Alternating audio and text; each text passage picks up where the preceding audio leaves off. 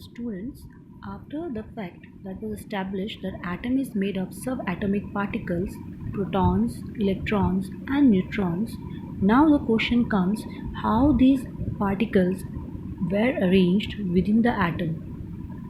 Two models were proposed earlier.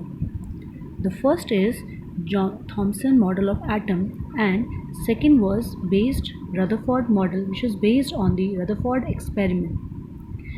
Now, before going to the Rutherford experiment and atomic model, let us study the Thomson model of atom. J.J. Thomson in 1898 proposed that an atom was a pair of positively charged particles which have embedded number of electrons sufficient to neutralize the positive charge. The stability of the atom was explained as a result of the balance between the repulsive forces between the electrons and the attraction toward the center of the positive sphere. This model is compared with a watermelon in which seeds are embedded or with a cake or a pudding in which the raisins are embedded. Therefore, this model is sometimes called as resin pudding model or watermelon model. The important feature of this model is that the mass of the atom is assumed to be uniformly distributed over the atom. This model has got a limitation. It could not satisfactorily explain the result of the scattering experiment which was carried out by Rutherford and hence was rejected. Now let's come to the Rutherford model, also called Rutherford nuclear model of atom, which led to the discovery of the nucleus.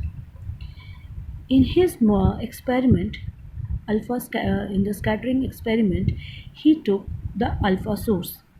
Now the alpha source here was the radioactive element radium, which was placed in a block of lead. Second, he took a gold foil which thickness was 0.00004 centimeter. And third, he took the fluorescent screen. Now he performed the experiment in which he has placed the radium inside a lead block and the alpha rays which came out from this radium was made to pass through a slit and then finally it fall on the gold foil, and after that it was just found that these rays struck the photographic plate which was the fluorescent screen. Right, now on just going through this experiment he just predicted certain results, right? According to that some of the rays which were passed directly through the gold foil, right, it means that if they directly passed through the gold foil, it means that the inside the atom the maximum space was vacant, right? Now this was in accordance to the Thomson model, right, that it was able to pass through the gold foil completely, right, and then it just struck the fluorescent screen. Now here is the setup of the Rutherford experiment in detail. You can see the source of the alpha rays inside a lead block, and then through a slit those rays were made to fall on the gold foil. What is observed, right, around that gold foil, the detector is there. The detector here is the fluorescent screen or the photographic plate having the coating of the zinc sulfide over it. Now it was observed that most of the alpha particles they passed through the foil without undergoing any deflection.